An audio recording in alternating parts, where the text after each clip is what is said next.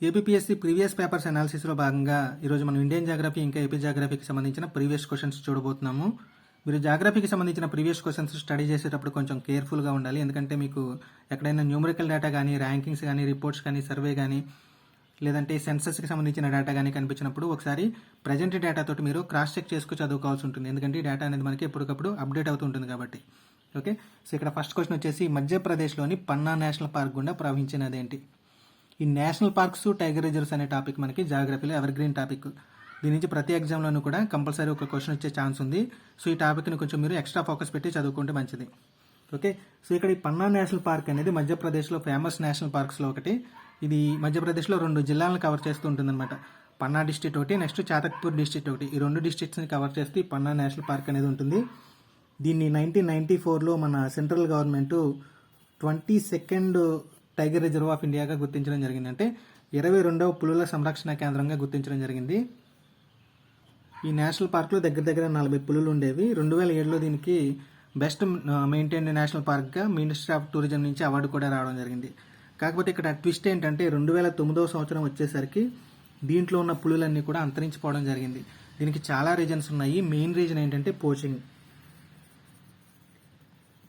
ఈ పోచింగ్ అంటే ఏంటంటే ఇల్లీగల్ హంటింగ్ ఆఫ్ టైగర్స్ అని చెప్పుకోవచ్చు. ఓకే, సో ఇలా ఇల్లీగల్ హంటింగ్ వల్ల కానీ, లేదంటే కొన్ని జబ్బు చేసి చచ్చిపోవడం వల్ల కానీ, సో ప్రజెంట్ అయితే ఇక్కడ ఈ నేషనల్ పార్క్లో ఉన్న పులులన్నీ కూడా అంతరించిపోవడం జరిగింది. ఇటువంటి నేషనల్ పార్క్ గుండా ప్రవహించే నది పేరు ఏంటంటే కెన్ నది. ఈ కెన్ నది కూడా ఒక కాంట్రవర్షియల్ ఇష్యూ అయింది. ఎందుకంటే ఈ కెన్ నదిని వేరొక నదితో అనుసంధానం చేస్తూ, ఏ నదితో అంటే బేత్వా నది, ఈ బేత్వా నదితో అనుసంధానం చేస్తూ గవర్నమెంట్ నిర్ణయం తీసుకుందనమాట. ఈ 2 నదుల్ని కలిపి ఒక డ్యామ్ వీటి మీద బిల్డ్ చేద్దామని చెప్పి. ఆ డ్యామ్ పేరు ఏంటంటే దౌదాన్ డ్యామ్. ఇలా డ్యామ్ని 2 నదులను అనుసంధానం చేస్తూ బిల్డ్ చేయడం ద్వారా ఈ పన్నా నేషనల్ పార్క్ ఎఫెక్ట్ అవుతుంది. ఈ పన్నా నేషనల్ పార్క్ చెందిన 400 హెక్టార్ల వరకు ల్యాండ్ ఈ డ్యామ్కి వెళ్ళిపోతుంది అనమాట. సో ఈ నేషనల్ పార్క్ అనేది ఎఫెక్ట్ అవుతుందని చెప్పి ఎన్విరాన్మెంటలిస్టులు ప్రొటెస్ట్లు అవి చేయడం జరిగింది. సో అందుకని కాంట్రవర్షియల్ అయ్యి ఇది ఇంపార్టెంట్ అయిందనమాట మనకి ఎగ్జామ్ పాయింట్ ఆఫ్ వ్యూలో. నెక్స్ట్ క్వశ్చన్ వచ్చేసి ఈ కింది వాణిలో భిన్నమైన దాన్ని కనుక్కోండి. బుడమేరు, శబరి, తమ్మిలేరు, రామలేరు. ఈ నదులు అనే టాపిక్ కూడా మనకి ఏపీ జాగ్రఫీకి ఇంకా ఇండియన్ జాగ్రఫీకి కూడా చాలా ఇంపార్టెంట్ అండ్ ఈజియెస్ట్ టాపిక్. దీంట్లో పెద్ద చేంజెస్ కూడా ఏమి ఉండవు కాబట్టి మనం ఈ టాపిక్ మీద కూడా ఎక్కువ ఫోకస్ పెడితే మంచిది. ఓకే, సో ఇక్కడ ఈ బుడమేరు, తమ్మిలేరు, రామలేరు ఈ 3 నదులు కూడా కృష్ణా నదికి ఉపనదులు. ఈ శబరి అనేది ఏంటంటే గోదావరి నదికి ఉపనది. ఓకే, సో ఇక్కడ కరెక్ట్ ఆప్షన్ ఏంటంటే శబరి. నెక్స్ట్ క్వశ్చన్, ఆంధ్రప్రదేశ్లో ఈ కింది కొండలలో వేటిని స్థానికంగా ఏనుగు మల్లమ్మ కొండలు అని పిలుస్తారు? నల్లమల కొండలు, హార్స్లీ కొండలు, శేషాచలం కొండలు, ఎర్రమల కొండలు. ఈ ఏనుగు మల్లమ్మ కొండలు అనేవి మనకి చిత్తూరు జిల్లాలో ఉంటాయి. వీటిని ఏ పేరుతో పిలుస్తారంటే ఇంగ్లీష్లో హార్స్లీ హిల్స్ అంటాం. ఇది ఫస్ట్ చదివినప్పుడు నాకు కొంచెం కన్ఫ్యూజన్ అయిందనమాట. హార్స్ అంటే గుర్రం కదా, మరి తెలుగులో ఏనుగని పిలవడం ఏంటని చెప్పి. ఓకే, సో అది ఇంక మైండ్లో అలా గుర్తుండిపోయింది. సో మీకు కూడా ఎలాంటి ట్విస్టులు గుర్తుపెట్టుకుంటే మీకు ఈజీగా గుర్తుంటుంది. ఓకే, నెక్స్ట్ ఇవి చిత్తూరు జిల్లాలో ఉన్నాయని చెప్పుకున్నాం కదా. నెక్స్ట్ ఈ నల్లమల కొండలేమో మనకి కర్నూలు జిల్లాలో ఉన్నాయి. శేషాచలం కొండలేమో మనకి కడప జిల్లాలో ఉన్నాయి. ఈ ఎర్రమల కొండలేమో మనకి నెల్లూరు జిల్లాలో ఉన్నాయి. నెక్స్ట్ క్వశ్చన్, అరుణాచల్ ప్రదేశ్ ఈ కింది వానిలో దేనితో ఉమ్మడి సరిహద్దు కలిగి లేదు? Tibet, China, Nagaland, Myanmar. ఇది మన ఇండియన్ జాగ్రఫీ ఫస్ట్ క్లాస్లో మనం డిస్కస్ చేసుకున్నాము. కరెక్ట్ ఆప్షన్ ఏంటంటే ఇక్కడ టిబెట్. అరుణాచల్ ప్రదేశ్ చైనాతోనూ, భూటాన్తోనూ, మయన్మార్తోనూ, నాగాలాండ్ దేశాలతోటి ఉమ్మడి సరిహద్దును కలిగి ఉంది. కాకపోతే టిబెట్తో మనకి అరుణాచల్ ప్రదేశ్కి ఉమ్మడి సరిహద్దు లేదు. నెక్స్ట్ క్వశ్చన్, ఈ కింది నదుల్లో దేనిని బంగ్లాదేశ్లో పద్మా నది అని పిలుస్తారు? గంగా, బ్రహ్మపుత్ర, మెకాంగ్, హుగ్లీ. ఇక్కడ మనకి కరెక్ట్ ఆప్షన్ ఏంటంటే గంగా నది. ఈ గంగా నది ఇండియాలో అతి పొడవైన నది. ఇది అలకనంద, భాగీరథి అనే 2 నదుల కలయిక వల్ల ఏర్పడుతుంది. ఈ గంగా నదిని మనం గంగా నది బంగ్లాదేశ్లో పద్మా అని పిలుస్తారు. నెక్స్ట్ బ్రహ్మపుత్ర నదికి సంబంధించిన డీటెయిల్స్ కూడా ఇంపార్టెంట్. ఈ బ్రహ్మపుత్ర నదిని టిబెట్లో సాంగ్పో అని పిలుస్తారు. అదేవిధంగా దీన్ని అస్సాం దొక్కుదాయన్ అని కూడా పిలుస్తారు. ఈ 2 పాయింట్స్ కూడా మనకి ఇంపార్టెంట్.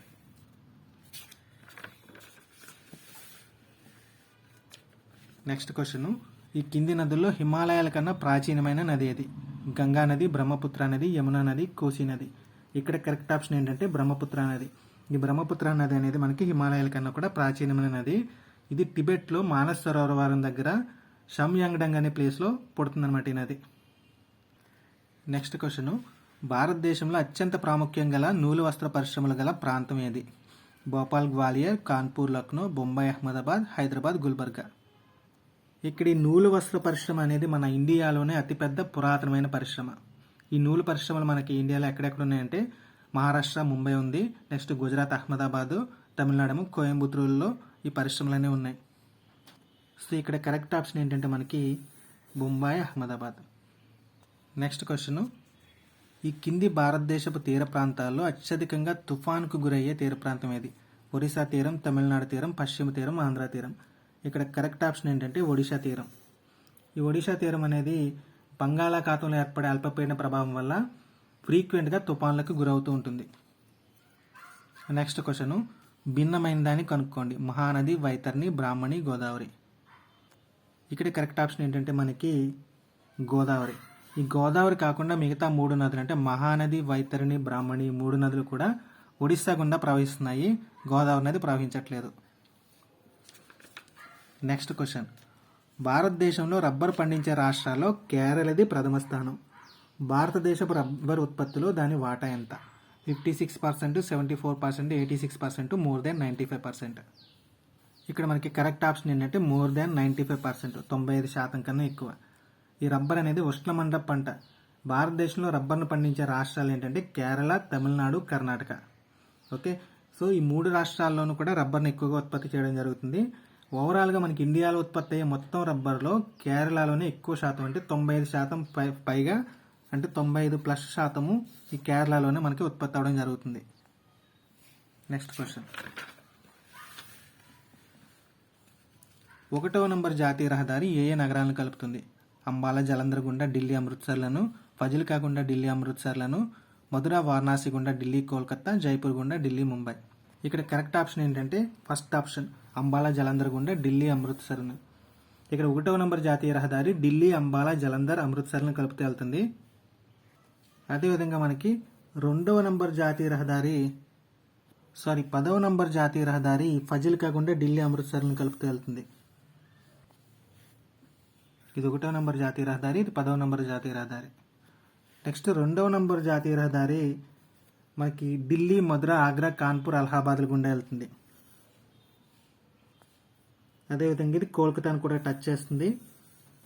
సో ఇది 2వ నంబర్ జాతీయ రహదారి. నెక్స్ట్ జైపూర్ గుండా ఢిల్లీ, ముంబైలను కలిపే జాతీయ రహదారి 8వ నంబర్ జాతీయ రహదారి. ఓకే, నెక్స్ట్ క్వశ్చన్, భారతదేశపు స్థలాకృతీయ లేదంటే టోపోగ్రాఫికల్ చిత్రపటాలని ఈ కింది వ్యవస్థలో ఏ వ్యవస్థ తయారు చేస్తుంది?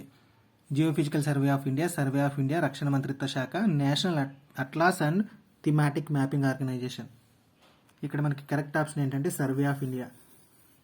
ఇది one of the oldest organisations in India. ఎప్పుడు ఎస్టాబ్లిష్ అయిందంటే ఇది 1767, అంటే దగ్గర 255 సంవత్సరాల క్రితం దీన్ని స్టార్ట్ చేయడం జరిగింది.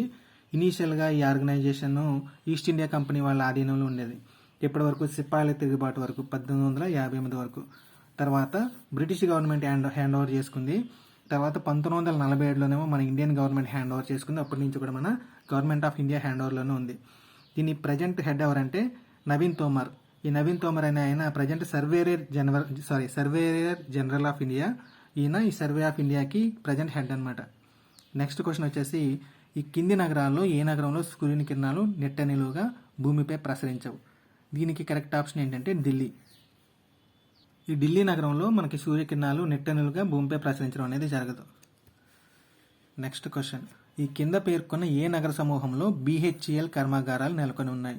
భోపాల్, హైదరాబాద్, పింజోర్, హరిద్వార్, తిరుచిరాపల్లి, శ్రీనగర్, ఢిల్లీ, ముంబై, కలకత్తా, భోపాల్, హైదరాబాద్, తిరుచిరాపల్లి.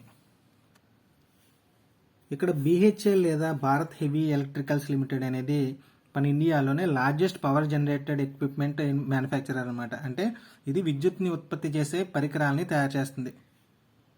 దీన్ని 1956లో స్టార్ట్ చేయడం జరిగింది. దీని హెడ్ క్వార్టర్స్ వచ్చేసి మనకి న్యూఢిల్లీలో ఉంటాయి. ఈ BHEL అనేది ఏ మంత్రిత్వ శాఖ ఆధ్వర్యంలో పనిచేస్తుందంటే మినిస్ట్రీ ఆఫ్ హెవీ ఇండస్ట్రీస్, అంటే భారీ పరిశ్రమల మంత్రిత్వ శాఖ ఆధ్వర్యంలో ఈ BHEL అనేది పనిచేస్తుంది. నెక్స్ట్ ఇక్కడ మనం ఎలిమినేషన్ మెథడ్ ద్వారా ఆన్సర్ని గుర్తించవచ్చు ఇటువంటి క్వశ్చన్స్కి. మనకు తెలుసు హైదరాబాద్లో BHEL అనే ఒక లొకేషన్ ఉంది కాబట్టి హైదరాబాద్ అనేది మనకి వన్ ఆఫ్ ద సిటీ, అక్కడ వరకు మనకి తెలిసింది. సో హైదరాబాద్ ఉన్న ఆప్షన్స్ ఏమి ఉన్నాయంటే 2 ఉన్నాయి. సో మిగతా 2 ఆప్షన్స్ని మనం ఎలిమినేట్ చేసేయచ్చు. నెక్స్ట్ ఈ 2 ఆప్షన్స్లోనూ కూడా మీరు వైల్డ్ గెస్ చేసేసి ఏదో ఒక ఆప్షన్ని చూజ్ చేసుకోవచ్చు. లేదంటే ఇంకొంచెం కామన్ సెన్స్ అప్లై చేస్తే మనకి కామన్గా ఉన్న పేర్లలో తిరుచిరాపల్లి ఒకటి కనిపిస్తుంది. ఓకే, సో ఎలిమినేట్ చేసిన ఆప్షన్స్లో తిరుచిరాపల్లి ఒకటి ఉంది, అది కాకుండా ఈ కింద ఆప్షన్స్లో ఉంది కాబట్టి this should be the answer అనమాట. అంటే ఆల్వేస్ ఇలా వర్క్ అవుతుంది అని లేదు, కానీ మ్యాక్స్ ఆఫ్ ద టైమ్స్ మనం ఇలా కూడా గుర్తించవచ్చు మొత్తం క్వశ్చన్ వదిలేకుండా. ఓకే, సో ఇక్కడ కింద పేర్కొన్న ఏ నగరాల్లో BHEL కర్మాగారాలు ఉన్నాయంటే భోపాల్, హైదరాబాద్, తిరుచిరాపల్లి. ఇంకా చాలా సిటీస్లో ఉన్నాయి. ప్రతి సిటీలోనూ కూడా ఒక్కొక్క టైప్ ఆఫ్ ఎక్విప్మెంట్ వాళ్ళు తయారు చేయడం జరుగుతుంది అనమాట. మోస్ట్లీ మనకి ఇక్కడ ట్రాన్స్ఫార్మర్స్, ఇంకా బాయిలర్స్, టర్బో సెట్లు ఇలాంటివన్నీ కూడా తయారు చేస్తారు. ఇంతకు ముందే చెప్పినట్టుగా ఇది India's largest power generation equipment manufacturer BHEL అనేది. Okay, so next last question, ఈ కింది వానులో అత్యంత పొడవైన సముద్ర తీరం గల రాష్ట్రం ఏది? ఆంధ్రప్రదేశ్, కేరళ, ఒరిస్సా, మహారాష్ట్ర. సో ఈ క్వశ్చన్ కొంచెం కేర్ఫుల్గా చూడండి. క్వశ్చన్ ఇలా అడిగాడు అనుకుందాం, ఇలా 4 ఆప్షన్స్ ఇచ్చి అడిగినప్పుడు అప్పుడు మనకి కరెక్ట్ ఆప్షన్ ఏమవుతుందంటే ఆంధ్రప్రదేశ్ అవుతుంది. అలా కాకుండా ఇక్కడ 5th option none of the above ఇచ్చాడు అనుకోండి, లేదంటే 5 ఏవి కావని ఇచ్చాడు అనుకోండి, అప్పుడు మనకి కరెక్ట్ ఆప్షన్ ఏమవుతుందంటే గుజరాత్ అవుతుంది. ఓకే, సో అర్థమైందని అనుకుంటున్నాను. ఈ డిఫరెన్స్ ఎందుకంటే మనకి అత్యంత పొడవైన సముద్ర తీరం గల రాష్ట్రం ఏది ఇండియాలో అంటే గుజరాత్, మోర్ దెన్ 1000+ కిలోమీటర్స్ ఉంది. దీని తర్వాత సెకండ్ ప్లేస్లో మనకి ఆంధ్రప్రదేశ్ ఉంది విత్ 970+ కిలోమీటర్స్. ఓకే, సో ఇక్కడ గివెన్ ఆప్షన్స్లో మనకి గుజరాత్ లేదు కాబట్టి వాడు ఈ కింది వాణిలో అని మెన్షన్ చేశాడు కాబట్టి అత్యంత పొడవైన సముద్ర తీరం గల రాష్ట్రం ఏదవుతుందంటే ఈ 4 కంపేర్ చేస్తే మనకి ఆంధ్రప్రదేశ్ అవుతుంది. ఓకే, అలా కాకుండా నన్ ఆఫ్ దీస్ ఇచ్చాడే అనుకుందాం. నన్ ఆఫ్ దీస్ ఇచ్చినప్పుడు ఏంటి, అత్యంత పొడవైన సముద్ర తీరం గల రాష్ట్రం మనకి గుజరాత్ అని తెలుసు, కాకపోతే గుజరాత్ ఆప్షన్స్లో లేదు కాబట్టి అప్పుడు none of these correct option అవుతుంది. ఓకే, సో ఈ రకంగా మనం ఆన్సర్ చేయాల్సి ఉంటుంది. సో ఇప్పటిదాకా చెప్పిన దాని మీద మీకు ఏమైనా కన్ఫ్యూజన్ కానీ డౌట్స్ కానీ ఉంటే కింద కామెంట్ సెక్షన్లో అడగండి. నెక్స్ట్ క్లాస్లో ఇంకొన్ని క్వశ్చన్స్ చూద్దాం. All the best.